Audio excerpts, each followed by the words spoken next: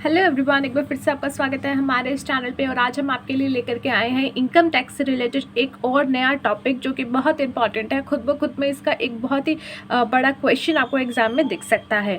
तो जैसे कि आपको पता है, आपके इनकम टैक्स में आपकी जितनी भी इनकम्स होती हैं उसको 5 हेड में बांटा गया है। ध्यान रखिएगा, 5 हेड में बांटा गया है। और उन्हीं 5 हेड में से एक का हेड है इनकम फ्रॉम अदर सोर्सेज, जिसको आज हम डिस्कस करने वाले हैं। 5 हेड आपके कौन कौन से हैं? इनकम फ्रॉम सैलरी पहला आपका हेड है, दूसरा इनकम फ्रॉम हाउस प्रॉपर्टी, तीसरा आपका income from business and profession, जो आपका profit and gain from business and profession आप जिसको कहते हो। फोर्थ आपका है कैपिटल गेन से जो आपकी इनकम होती है, income from capital gains. And the last one but not the least one is your income from other sources. Government ने ये income from other sources head में इसलिए डाला क्योंकि जो भी चीज़ें आपकी बाकी 4 हेड्स में रह गई हैं या उसमें डिफाइन नहीं की जा सकती, वो आपकी इनकम फ्रॉम अदर सोर्सेज में डाल दी गई। साथ ही साथ उन्होंने इनकम फ्रॉम अदर सोर्सेज में एक ये लाइन भी जोड़ दी गई कि जो भी इनकम्स आपकी बाकी चारों हेड्स में कंप्लीट नहीं हुई है, कवर अप नहीं हुई है, वो सारी इनकम आपकी इस हेड के अंदर जो है क्या हो जाएगी, इस हेड के अंदर आकर के आपकी ये इनकम एक टैक्सेबल की तरह देखी जाएगी। तो वही आज हम डिस्कस करेंगे इनकम फ्रॉम अदर सोर्सेज के बारे में। तो कैसे कंप्यूटेशन की जाती है इनकम फ्रॉम अदर सोर्सेज की, कैलकुलेशन कैसे की जाती है? तो सबसे पहले डिविडेंड इनकम। देखिए, डिविडेंड इनकम आपकी वो इनकम होती है, वो पार्ट होता है जो कि आपके पास अगर किसी कंपनी का शेयर पड़ा हुआ है तो कंपनीज क्या करती हैं, हर थोड़े थोड़े टाइम पीरियड में अपना जो प्रॉफिट होता है उसका कुछ कुछ हिस्सा शेयर होल्डर को दे देती हैं और एज ए डिविडेंड देती हैं कि भैया ये हमारा प्रॉफिट हुआ है, आप सब हमारे मालिक हो, शेयर्स आपने खरीद रखे हैं, तो इसलिए आपको क्या दिया जाएगा, इसलिए आपको दिया जा रहा है ये डिविडेंड के रूप में प्रॉफिट का कुछ पार्ट। तो वो आपका होता है डिविडेंड। अब डिविडेंड ना तो आपकी सैलरी होती है क्योंकि आपको यहाँ पे एम्प्लॉयर एम्प्लॉय का रिलेशनशिप नहीं है, ना ही यहाँ आपकी हाउस प्रॉपर्टी है, ना ही ये प्रॉफिट एंड जो आपका प्रॉफिट एंड गेन होता है बिजनेस या प्रोफेशन से, वो भी नहीं है, ना ही आपका कैपिटल गेन है क्योंकि आप बेच तो रहे नहीं हो, कोई ट्रांसफ़र नहीं कर रहे हो अपनी प्रॉपर्टी या अपनी कैपिटल एसेट। तो इस सिचुएशन में ये क्या हो गई, ये आपकी हो गई अदर सोर्सेज की इनकम। सो डिविडेंड इनकम क्या है, अदर सोर्स की इनकम में जाएगा। Next one is your casual income. Casual income ऐसे इनकम्स जो कि आपको बार बार नहीं होती, जैसे कि लॉटरीज से आपने जीत लिया। अब आप ये मत कहना कि मैम कोई मेरा तो पेशा ही यही है, मैं सट्टा लगा करके जीतता रहता हूँ, तो वो भी आपकी जो है ये बिजनेस नहीं बन जाएगा, ये आपका जो है क्या रहेगा, इनकम फ्रॉम अदर सोर्सेज। तो कैजुअल इनकम्स में क्या क्या आती है, विनिंग फ्रॉम लॉटरीज, आपने लॉटरीज में पैसा लगाया, आप जीत गए। क्रॉसवर्ड पजल्स आपके होते हैं, उस गेम्स में आप जीत गए। रेसेस में आप जीत गए, इंक्लूडिंग हॉर्स रेसेस, जिसमें हॉर्स रेसेस को भी इंक्लूड किया गया है। कार्ड के गेम खेल रहे हो या अदर गेम खेल रहे हो, गैम्बलिंग खेल रहे हो, बेटिंग खेल रहे हो, ठीक है, तो वहाँ से अगर आपको कोई इनकम हुई है तो वो सारी है कैजुअल इनकम्स, जो कि आपकी इनकम फ्रॉम अदर सोर्सेज में जाकर के टैक्सेबल होगी। The entire income of winning without any expenditure or allowance or deduction under section 80C to 80U will be taxable. However, expenses related to The activity of owning and maintaining raw assets are allowable. क्या बोला गया है, जो आपकी entire income है जो कि आपकी विनिंग से आपको मिली है, जो कि क्या थी, ये अभी हमने ऊपर बात की, विदाउट एनी एक्सपेंडिचर और अलाउंस, यानी कि इसके अगेंस्ट आपको कोई भी एक्सपेंडिचर और अलाउंस जो आपके सेक्शन नंबर 80C से 80U जो अभी हमने डिस्कस किए थे अपनी पिछली वीडियोज़ में, तो उसके अंदर आपको कोई डिडक्शन नहीं मिलेगी। लेट्स सपोज मैं कुछ कमाती धमाती नहीं हूँ बाकी की 4 हेड्स से, बस मुझे जो है ये विनिंग हुई है, तो इसमें जो है मेरी जितनी भी डिडक्शंस मैं ले सकती थी वो मैं नहीं ले पाऊंगी, यानी इस इनकम के अगेंस्ट मैं कोई भी डिडक्शन क्लेम नहीं कर सकती, कोई भी अलाउंस क्लेम नहीं कर सकती, कोई भी एक्सपेंडिचर क्लेम नहीं कर सकती। लेकिन हाँ, अगर यही सब एक्सपेंसेस मैंने किए हैं किसके रिलेटेड में, इस एक्टिविटी को ऑन करने के रिलेटेड में, ये पैसा हॉर्स रेसेस का जो था इसको मेंटेन करने में, इसको ऑन करने में, अगर वहाँ पे मेरा कुछ एक्सपेंडिचर हुआ है तो वो अलाउेबल है, वो एक्सपेंसेस अलाउेबल है, लेकिन डिडक्शंस आपको यहाँ नहीं मिलेगी, अदर अलाउंस आपको यहाँ पे नहीं मिलेंगे। Further such income is taxable at special rate, और ये सारी ये इनकम जो है स्पेशल रेट पर टैक्सेबल होती है।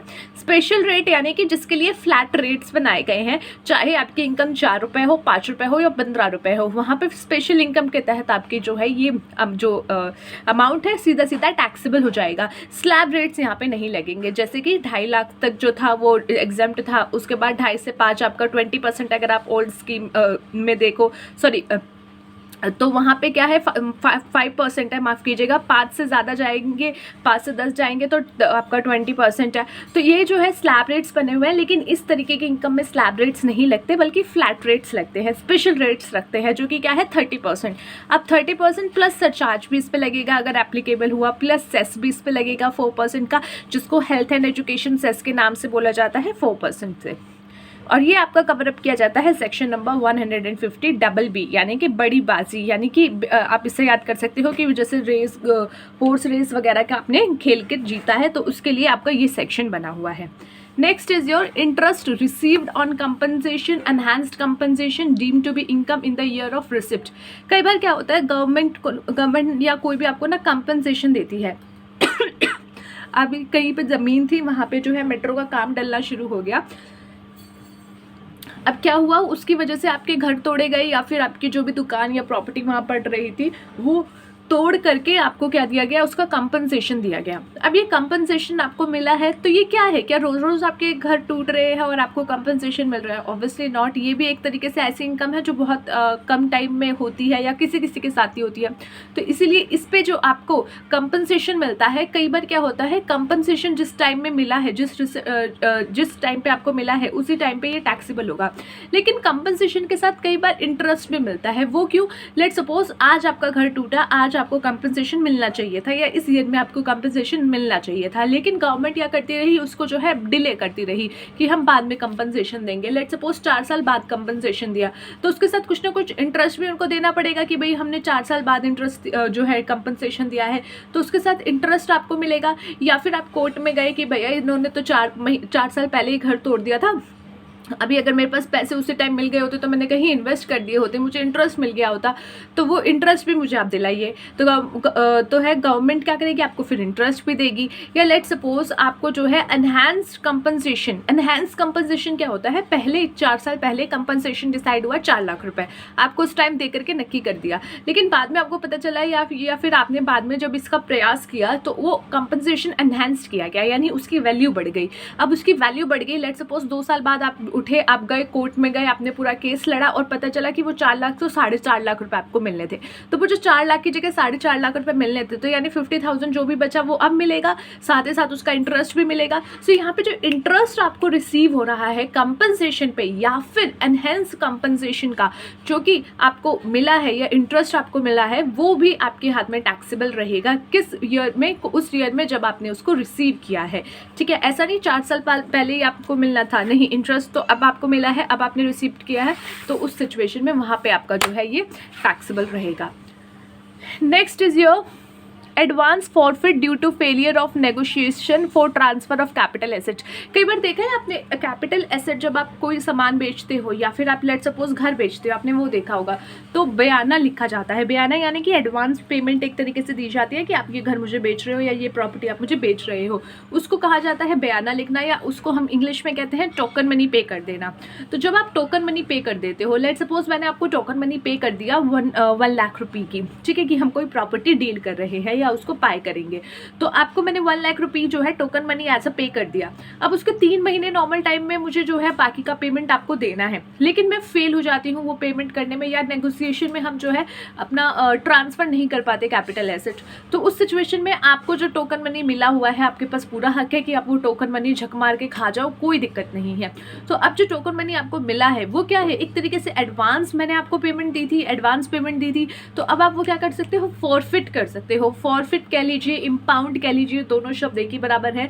फॉरफिट कर सकते हो। फॉरफिट आपने पढ़ा होगा 12th में जब हमने शेयर कैपिटल का चैप्टर पढ़ा था, कि फॉरफिट क्या होता है, आप अपने पास कब्जा लेते हो कि अब मैं ये पैसे तुम्हें नहीं दूंगा, ये शेयर मैं तुम्हें नहीं दूंगा। उसी तरीके से जो पैसा मैंने आपको एज अ बयाना, as a token money pay किया है, वो आपके पास पूरा राइट है, आप उसको फॉरफिट करके अपने पास रख लो कि भैया आगे तो कॉन्ट्रैक्ट हुआ नहीं है, तो वो मैं फॉरफिट कर रहा हूँ। तो गवर्नमेंट कहेगी ठीक है, तूने फॉरफिट किया है, बिल्कुल कोई दिक्कत नहीं है, लेकिन तू इस पर टैक्स भी तो पे कर, क्योंकि तेरे पास अमाउंट आया है, तेरा कॉन्ट्रैक्ट होने वाला था, कॉन्ट्रैक्ट नहीं हुआ, थोड़ा तो पेमेंट तुझे मिला है, कहीं से तो पैसा मिला है, और तुझे मिला तो मुझे भी दे, तुझे मिला तो मुझे भी दे। तो इसी इसी तरीके से फॉरफिट मनी, अगर तूने कोई मनी फॉरफिट की है तो उसके ऊपर तो टैक्स भर दे इस हेड के अंदर, इनकम फ्रॉम अदर सोर्सेज के अंदर।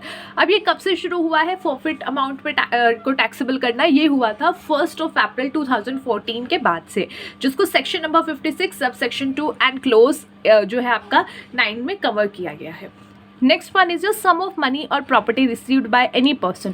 कोई सम ऑफ मनी आपने रिसीव किया है या प्रॉपर्टी रिसीव की है किसी अदर पर्सन से, वो भी आपकी टैक्सेबल होगी। The following income if not chargeable under the head profit and gain of business और प्रोफेशन। अब ये कुछ आपकी ऐसी पॉइंट्स हैं जो कि अगर आपकी profit and gains of business and profession में चार्जेबल नहीं है तो वो इस हेड में चार्जेबल रहेगी। सबसे पहला क्या है? Any sum received by an employer from his employees as contribution to any provident fund, superannuation funds or any other funds for the welfare of the employees। क्या बोला गया है? कोई भी सम जो कि रिसीव किया गया है बाय एन एम्प्लॉयर, एम्प्लॉयर के द्वारा, क्यों, कहाँ से? फ्रॉम हिज एम्प्लॉयज, एम्प्लॉयज के मतलब तरफ से, जो कि किस लिए लिया गया है? कॉन्ट्रीब्यूशन करने के प्रोविडेंट फंड, सुपरएन्युएशन फंड या अदर किसी एम्प्लॉय की वेलफेयर फंड के लिए अगर आपको ये अमाउंट मिला है। Next is interest on securities. Securities पे अगर आपको इंटरेस्ट मिला है, interest expenses, income earned from the borrowed fund. अगर आपने जो है कोई बोरोड फंड था उस पर इनकम अर्न की है तो उसके लिए आपका जो है वो भी इस पॉइंट में कवर अप किया जाएगा। ठीक है। And incurred from earning of dividend income is allowed as a deduction, maximum 20% of such income and no other deduction shall be allowed. क्या बोला गया है कि आपने कोई इंटरेस्ट एक्सपेंसेस लिए हैं जो कि किस लिए थे? कि आप इनकम अर्न कर सको बोरोड फंड से, जो भी आपने बोरोड फंड किए हैं उससे आप जो है इनकम भी अर्न कर सको, इसलिए आपने क्या किया? कुछ इंटरेस्ट एक्सपेंसेस आपके गए होंगे, अब वो आपके इंकर्ड हुए हैं ताकि आप जो है अमाउंट अर्न कर सको, तो इसलिए उसके तहत जो है मैक्सिमम 20% ऑफ आपका जो है अमाउंट आपको डिडक्शन के तौर पे अलाउेबल होगा, उससे ज़्यादा नहीं। Income from letting out on hire of machinery, plant और फर्नीचर, यानी कि इनकम आपको मिल रही है किससे? लेटिंग आउट करने से, हायर ऑफ मशीनरी, मशीनरी को जो है लेटिंग आउट करने से, प्लांट ऑफ और फर्नीचर को लेट आउट करने से, वो आपकी अदर सोर्सेज में आएगी। और अगर घर लेट आउट करते थे, अगर जो है अपना हाउस प्रॉपर्टी लेट आउट करते थे तो वो ज़्यादा था आपका income from house and property, house property पे।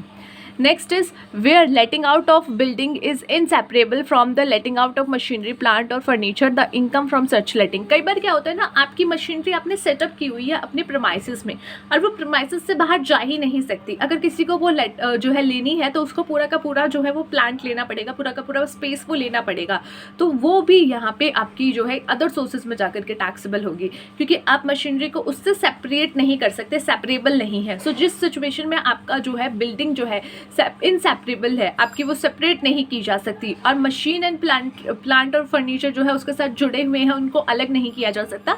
तो जब आप मशीनरी, प्लांट एंड फर्नीचर जब उसको जो है किराए पे दोगे, लेट आउट करोगे, तो आपको पूरा का पूरा स्पेस लेट आउट करना पड़ेगा। तो उस सिचुएशन में क्या है, उस सिचुएशन में आपकी जो इनकम है वो इधर इनकम फ्रॉम अदर सोर्सेज में जाकर के टैक्सेबल होगी। Any sum received under the Keyman insurance policy including bonus on such policy, अगर आपकी कीमैन इंश्योरेंस पॉलिसी है और उसके तहत आपने कोई अमाउंट रिसीव किया है तो भी आपका जो है इस हेड के अंदर उसको टैक्सेबल किया जाएगा। Any income chargeable to tax under the act but not falling under any other head of income, यानी कोई भी इनकम जो है वो आपकी इस एक्ट के तहत जो है टैक्सेबल तो है, परंतु किसी और हेड में उसको कवर अप नहीं किया गया। तो इधर आ जाओ बेटा, इधर आ जाओ, तुम्हारा कोई नहीं है तो इधर आ जाओ। तो इनकम फ्रॉम अदर सोर्सेज उनका है जिनका कोई नहीं है। Section 56 sub section 2 and close आपकी 9th क्या बोलती है? New section is introduce by finance act 2018 में, ये जो है 2018 में ये एक नया सेक्शन इंट्रोड्यूस किया गया था, जिसमें क्या बोला गया? कंपनसेशन और अदर पेमेंट ड्यू टू और received by any other person in connection with termination of his employment और the modification of the terms and condition relating thereto. अब कई बार क्या होता है ना, आपको कुछ कंपनसेशन मिलता है, आप टर्मिनेट हो रहे हो, कंपनी आपको निकाल रही है, या फिर जो है आपको निकलना पड़ रहा है किसी सिचुएशन की वजह वजह से, तो वहाँ पे भी आपको कई बार क्या मिलता है, आपको कुछ टर्मिनेशन के तौर पे कुछ कंपनसेशन मिल जाती है या अदर कोई पेमेंट मिल जाती है, तो वो पेमेंट भी जो है आपकी टैक्सेबल होगी इस सेक्शन के अंदर। मतलब नौकरी भी जा रही है, टर्मिनेट भी हो रहा है बेचारा, और ये दुख भी झेले कि जो इनकम मिल रही है, जो पैसे मिल रहे हैं वो भी टैक्सेबल है, गवर्नमेंट को देने पड़ेंगे। अब इन सारी इनकम्स को आप जोड़ोगे एंड उसके बाद आप कौन कौन से डिडक्शन अलाउेबल हैं इस पूरे इनकम फ्रॉम अदर सोर्सेज के अंदर, उसके बारे में भी देख लेते हैं। सबसे पहला, in case of dividends other than dividend under section 115O और इंटरेस्ट ऑन सिक्योरिटी को, जितनी भी डिविडेंड के केस हैं उस सिचुएशन में क्या होगा, उनमें जो है आपका सेक्शन नंबर 115(0) को छोड़ करके जो आपकी सिक्योरिटीज़ पे आपको इंटरेस्ट मिल रहा है, any reasonable sum paid by way of commission और रेम्यूनरेशन टू बैंकर और any other person for realising of such income. कई बार क्या होता है, आप खुद ट्रेडिंग नहीं करते, आप खुद डिविडेंड नहीं बाय करते, आप किसी एजेंसी के थ्रू अपना डिविडेंड जो है अपनी शेयर्स खरीदते हो, तो उस सिचुएशन में या फिर डिविडेंड को रियलाइज कराने की सिचुएशन में अगर आपने कुछ पेमेंट की है या फिर कुछ रेम्यूनरेशन दिया है, किसी बैंकर को पेमेंट दी है, कुछ कमीशन दिया है, तो वो आप यहाँ पे डिडक्शन ले सकते हो। Income consist of recovery from employ और contribution to any provident fund, superannuation fund, etc. Amount to contribution remitted before the due date under the respective acts in accordance with the provision of section 36 subsection 1 and clause ये आपका क्या पढ़ा जाएगा मुझे ये नहीं समझ आ रहा, 5th A कहिए या कुछ भी कहिए। तो अगर आपको जो है कोई इनकम कंसिस्ट हुई थी, वो रिकवरी हुई है आपकी कहाँ से, एम्प्लॉय की तरफ से, जो कि आपने एज अ कंट्रीब्यूट किया था कोई भी प्रोविडेंट फंड, सुपरएन्यूएशन फंड या किसी भी फंड में, तो वहाँ पे जो अमाउंट ऑफ कंट्रीब्यूशन रेमिटेड था बिफोर द ड्यू डेट, जो ड्यू डेट थी उससे पहले जो आपका कंट्रीब्यूशन रेमिटेड था under the respective act in accordance with the provision of section, वो भी आप डिडक्शन के तौर पर ले सकते हो। Income from letting on hire of machinery, plant and furniture with or without building, current repairs to the machinery, plants or furniture, insurance premium, depreciation and absorbed depreciation, यानी ये सब आप डिडक्शन के लिए क्लेम कर सकते हो। जो भी आपने करंट रिपेयर्स कराए हैं उस मशीनरी के या प्लांट और फर्नीचर के, इंश्योरेंस प्रीमियम अगर आपने कराया है, डेप्रिसिएशन अगर है तो वो आप क्लेम कर सकते हो, इसके लिए क्लेम कर सकते हो, यानी डिडक्शन आपके लिए ये अलाउेबल है। फैमिली पेंशन जो अगर आपको मिल रही है, अगर फैमिली पेंशन, तो उसका 33 and 1/3% ऑफ सच इनकम जो है वो क्या है, वो भी आप डिडक्टेबल है, वो भी आपका डिडक्शन अवेलेबल है। और ₹15,000 विच एवर इज लेस, यानी कि पहले आप देखोगे जो पेंशन आपको मिल रही है उसका 33 1/3% कितना बन रहा है, तो उसके अकॉर्डिंग पहले कैलकुलेशन करोगे और फिर देखोगे कि क्या वो 15,000 से कम है। अगर वो कम है तो वो अमाउंट आप डिडक्शन ले सकते हो, अगर वो ज़्यादा है और 15,000 का अमाउंट कम है तो मैक्सिमम यानी कि 15,000 का ही डिडक्शन आप क्लेम कर सकते हो। Whichever is less, where section 115 BAC adopted above deduction not allowed. ठीक है। Interest on compensation, enhanced compensation received 50% of such interest, यानी कि अगर आपको इंटरेस्ट मिला है कंपनसेशन का या एनहांस्ड कंपनसेशन आपने जो रिसीव किया है, तो उसका 50% आप क्या कर सकते हो, डिडक्शन जो है अलाउेबल है। Any other expenditure not in the nature of capital expenditure incurred wholly और exclusively for earning such income, यानी कि कोई भी अदर एक्सपेंडिचर जो कि not in the nature of capital expenditure, जो कि कैपिटल एक्सपेंडिचर नहीं है। कैपिटल एक्सपेंडिचर यानी मशीनरी वगैरह आपने नहीं खरीदी, छोटा मोटा कुछ खर्च करवाए हैं जो कि आपके कैपिटल एक्सपेंडिचर का पार्ट नहीं बन रहे हैं, वो आपने इंकर्ड किए हैं होली और exclusively for earning such income. तो कोई भी इनकम अर्न करने के लिए आपकी जो अगर आपने छोटी मोटी खर्च किए हैं तो वो भी आप जो है यहाँ पे डिडक्ट कर सकते हो। सो ये था आज का हमारा छोटा सा टॉपिक, जहाँ पे हमने एक क्विक रिवीजन की है अपनी इनकम फ्रॉम अदर सोर्सेज की। मिलते हैं नेक्स्ट वीडियो में, तब तक के लिए take care of yourself and take care of your health.